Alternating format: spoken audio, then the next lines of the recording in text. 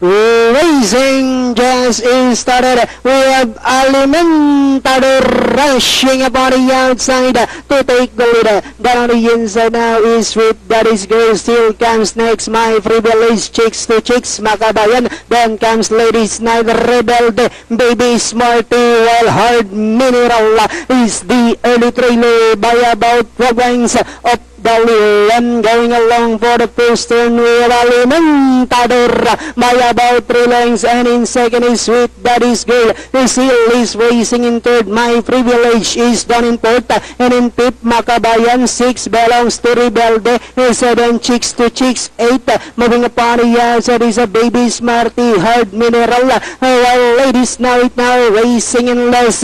Back to the leader with Alimentador enjoying a 2 lengths lead.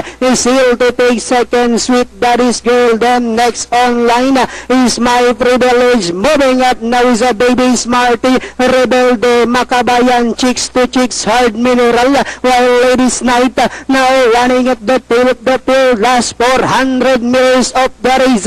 Alimentador enjoying a length and a half lead. Seal then comes Sweet Daddy's Girl. My Privilege is done on the inside. Baby Smarty as they swing for home. Alimentador is still in control by about 4 lengths, and in second is My Privilege. Moving upon the outside now is a Baby Smarty. Last 75 meters, Alimentador, My Privilege, Baby Smarty, and finally it's going to be Alimentador, My Privilege, Baby Smarty, Sweet Daddy's Girl, Rebelde, and Ladies Night for your Super 6. Banderang tapos, numero 10, Alimentador. Na segundo, numero 1, My Privilege. Tercero, numero 8, Baby Smarty. Fourth, numero 3, Sweet Daddy's Girl. Rebelde ang papasok na panlima.